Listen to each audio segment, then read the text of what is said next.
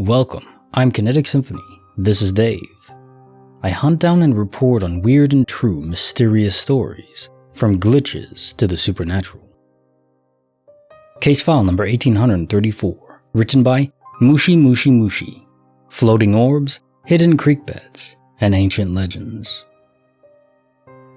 I used to mess around with a friend who had a ranch when I was back in high school, the back part of which was 100 acres of thick brush and rocky ground.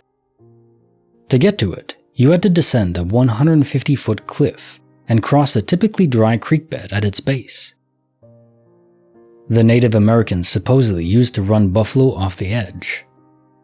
The creek bed also serves as a route for poachers, trespassers, and the odd runaway livestock, as any attempt to build a fence across it is inevitably foiled when the next flash flood blows everything out. Although, those same floods would shift the gravel beds and debris to expose fossils in the caliche bedrock that we'd kick out of the ground with our boots when we got bored. The creek path also runs right into the military base next door, where it's rumored the CIA stockpiled weapons for the Bay of Pigs invasion. So one summer, the two of us and another buddy were hunting around in the back, till around 2 in the morning. It was almost a new moon, so it was especially dark. We'd been unsuccessful thus far, and we were walking back to the car parked by the cliffs, without any lights on, so as to not spook something we'd otherwise shoot. As we broke the tree line and the canyon wall came into dim view, my buddy at the front of the line whispered about something strange I couldn't make out. Looking up, I saw what at first seemed like headlights roiling behind the trees along the ridge downstream, but almost just as quickly realized it couldn't be a car as there was only one point of light, and at that distance I should have heard something. The friend in front of me then said, "I don't like that," which I took to mean it might be the poacher the landowner had been finding signs of the past few weeks, walking along the cliffside with a spotlight, before finally realizing that I was out of the loop, because whatever I was looking at was actually 100 feet off the edge of the cliff, floating in mid-air, practically in the middle of the canyon, and much closer than I thought. What I had mistaken for light passing between trees was actually the light irregularly pulsing on and off as it drifted past us in complete silence up the canyon. Reminds me almost of a lightning bug when it is not some 6 inches in diameter, and its flashes are bright enough to illuminate the canyon walls. Sometimes it went so long between brightening up, we thought it had disappeared, before it would appear yet again further down the canyon, slowly making its way somewhere before eventually disappearing around the bend. The three of us were all very familiar with the sort of things one finds in the woods late at night, but not the least bit superstitious. But we watched that thing drift by us for 10 minutes, coming within 100 yards of each other, and not one of us had a freaking clue what it was. We didn't talk about it again after that night.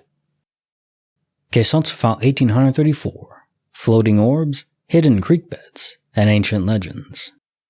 If I had to pick one thing of what this sounds like, would be some sort of probe, either alien or perhaps some sort of drone, silent drone. That is the key detail that prevents this from simply being explained by some sort of drone, a patrol system, maybe you're nearby a national park or national forest, or could even be automated by the property owner. But it was silent.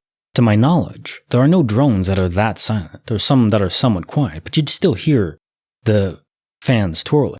So, if this was technological, it would be extremely advanced compared to what we have. Maybe even related to anti-gravity technology. In that case, definitely would be more like an alien. And it makes some sense. If aliens are here, sure, maybe they have advanced sensors on their ships, but they would still want to get close down and try to analyze the world at a higher resolution.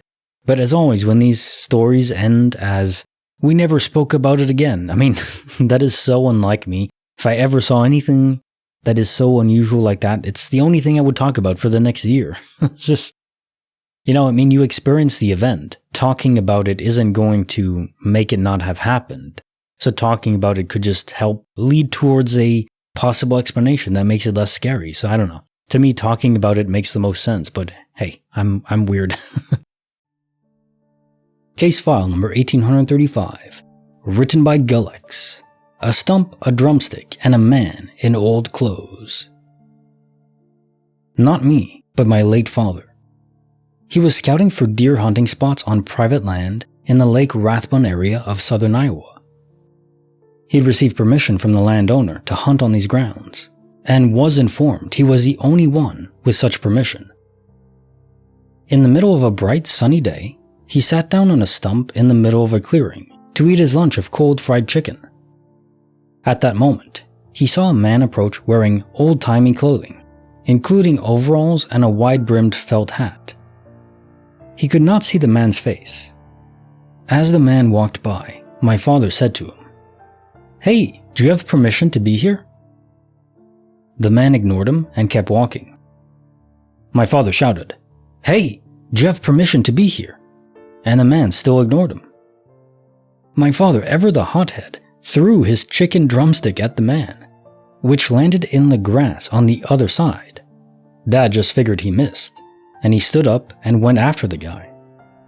The man rounded a large oak tree ahead, and when Dad got there, the man was gone.